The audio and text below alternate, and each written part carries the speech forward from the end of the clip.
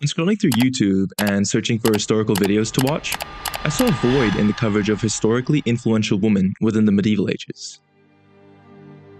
I came across many strong influential princes, such as Edward of Woodstock, and kings, such as Charlemagne or William the Conqueror, and so this got me interested in the role that women played in influencing this historical time period.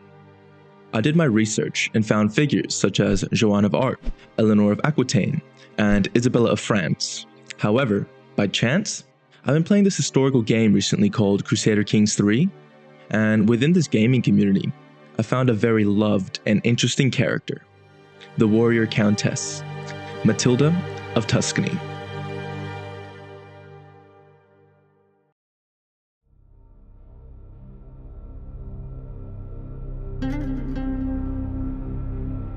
What drew my attention to Matilda over many other influential medieval rulers was not only because of her strong leadership and military achievements, but also her immense, indomitable human spirit. Her ability to keep going, even when everything was against her.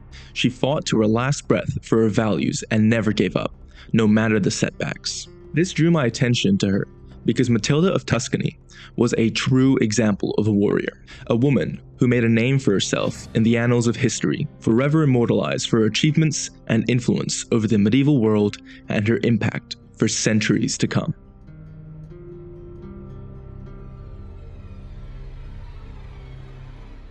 I get that in this time period, just about nobody had an easy life. With such high infant mortality rates and the chances of being born a peasant, you'd likely end up in a very tough situation. And even though Matilda was born a noble, her life was not as pleasant and easy as you'd expect. She was born to Boniface and Beatrice into the House of Canossa in 1046. Being the youngest of 3 children, her early years were mostly spent close to her mother, who taught her many valuable leadership skills and how to speak Latin, German, and French. However, Matilda was also interested in learning the more masculine accomplishments for the time, such as how to ride like a knight and fight like a warrior. Matilda grew to be tall, slender, and strong, even becoming known for owning her own armor sets and being accustomed to wearing a cuirass. This ultimately gave Matilda the skill set to lead in both times of peace and turmoil, which, as it turned out, she was going to need very soon. You see, her father Boniface had a little bit of an issue. Although he was a powerful Italian noble, he had no support from his vassals. Her father tended to side with the imperial crown, always supporting the Holy Roman Emperor by violently crushing revolts and ensuring power stayed centralized. However, many of his vassals feared and hated his guts because of this. So, unsurprisingly, on the 7th of May, 1052, Matilda's father was killed while hunting near Mantova. Many suspected it was an assassination by his vassals, and others thought it was the emperor himself who was attempting to cut loose ends. This resulted in big issues within the Canossa family, as Matilda's elder brother, Frederick, was placed into power much too young. The death of her father was where Matilda's life really started going to shit. First, her older sister dies. Then her mother decides to marry Godfrey the Bearded in an attempt to safeguard the interests of the Canossa family. But this backfires, as Beatrice did not ask the emperor for the union, and Godfrey was a long-time rival of the emperor. This results in both Matilda and her mother being imprisoned in Germany, and not surprisingly, shortly afterwards, her older brother Frederick has a suspicious death, leaving Matilda as the sole member of the House of Canossa. It was looking like a rough start to Matilda's life, but she had some luck on her side. Emperor Henry III met an early demise, and through negotiations with the Empress, both Matilda and her mother were released from imprisonment. Following their release, Matilda and her stepbrother Godfrey the Hunchback were wed together to create a stronger union between the families. Yes, I know what you're thinking, her stepbrother, and yes, he was named the Hunchback due to his unfortunate physical deformity. But look, this seems to be pretty normal back in those days, both the marrying of step-siblings, and even being a hunchback it seems. Anyways, moving on. Their relationship was not very long-lived, and many say it's due to Godfrey's physical deformity, and others think it's because they lost their daughter Beatrice only a few weeks after birth. Following this, Matilda left Godfrey and began governing over Tuscany with her mother, where she got to know many important figures within the church. An especially important person she met during this time is Archdeacon Hildebrand, who later became the influential Pope Gregory VII. Her family has always been close with the church, which has shaped her strong values for Catholicism.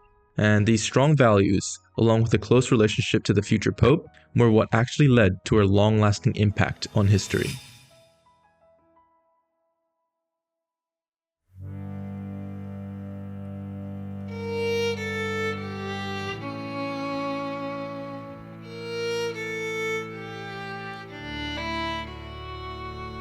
Once Pope Gregory was elected, Matilda supported him and was in favor of his proposed policies within the Gregorian reforms. However, this put her at odds with the new emperor, Henry IV. This new pope was challenging Henry's power by stating that only the church should be allowed to appoint bishops. The pope wanted to centralize the power around the church, and that was not going to work for Henry. In response, Henry began to slander the pope with accusations against his legitimacy and a potentially adulterous relationship with Matilda. It is said that Matilda's ex-husband, Godfrey, actually had something to do with this rumor. Ultimately, the pope got really pissed off and made a very big move. He excommunicated Henry, basically meaning that Henry's vassals were now given a justification to rebel against him, jeopardizing Henry's power over his domains. But you see, Henry's predecessors actually had a very easy solution to getting excommunicated. They would simply march down to Italy and force the enthronement of a new pope, and it was looking increasingly likely that Henry would follow the ways of his predecessors. Henry began to gather his forces and head for Italy. The pope, only trusting Matilda, put her responsible for his safety as he holed up in Matilda's Canossa castle.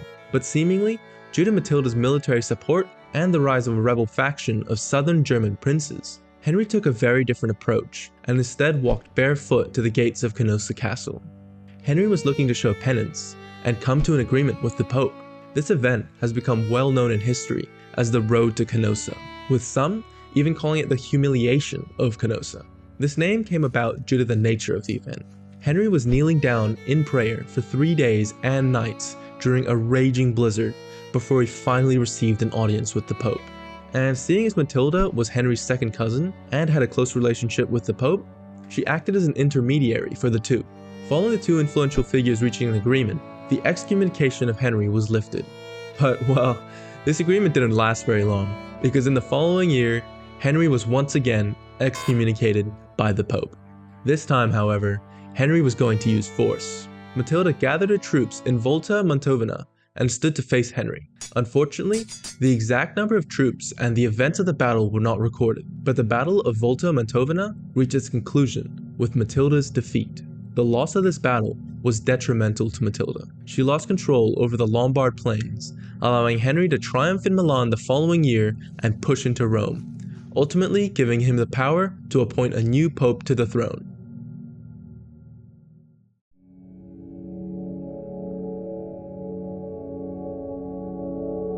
Now this is where Matilda's true nature was put on display, her ability to keep pushing on, no matter the setback. Her defeat to Henry led to an age of turmoil for Matilda and her domain of Tuscany. After conquering Rome, Henry returned to Germany, leaving his allies to crush Matilda's rebellion. But this was a grave mistake, because Matilda had a true warrior spirit and remained ever faithful to the church, continuing the fight through any means necessary. She waged a guerrilla war, utilizing all she had learned about warfare and putting literally everything on the line. I mean, Matilda went bankrupt and had to melt down her family's treasures and even sell whole cities to fund her military campaign. She was completely dedicated to her cause for the church, and nobody was stopping her, not even an emperor. With her efforts, only a year after the emperor marched into Rome in 1084, Matilda had defeated many of Henry's closest allies. Many of the members of the pro-imperial party were now either captured or dead. But once again, the threat of the emperor's descent into Italy could completely foil her plans. Matilda then decided to marry a young Welf V of Bavaria, seemingly to form a union between the families and provide Matilda with further military support. As expected, Henry marched down into Italy, but a coalition of southern German princes once again blocked him in the north, and with the help of Matilda and her forces in the south, Henry was now completely surrounded and had himself stuck inactive around Verona. This provided Matilda with a chance to support Henry's eldest son, Conrad, to rebel against his father and become the new king of Italy. Many believe it was because of Matilda's influence that Conrad even stood up against his father, showing her cunning brilliance to tactically create strong alliances and quickly jump on opportunities. Furthermore, Henry's second wife Adelaide had escaped imprisonment from Henry and was now given refuge by the church. This proved to be detrimental to Henry, because Adelaide spread serious allegations against him, stating Henry forced her to participate in orgies and even attempted to perform a satanic ritual called Black Mass on her naked body, which is a big no-no for this time period. All of this was terrible for Henry and his influence not only over the church, but also over his domain in Germany.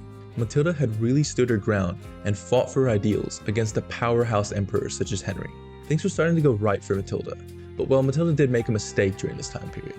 Her spouse, Wolf V of Bavaria, was much younger than she was, at only 15 years old compared to Matilda, who was now in her 40s.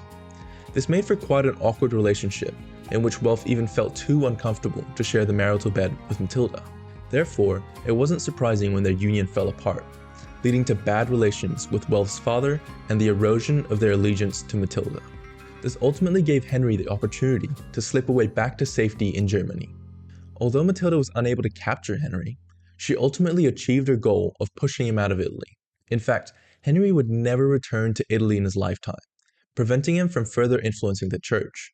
And many years in the future, Henry's son would come back to Italy and ultimately agree on the Concordat of Worms, achieving the goals of Matilda and Pope Gregory VII. Throughout her life and rule, Matilda had faced many setbacks and more than challenging situations. Her willingness to fully commit herself to her values and beliefs, standing up against an emperor for the church, is certainly commendable. Thanks to her contributions in the efforts to make a change, the structure of the church was to be altered for centuries to come.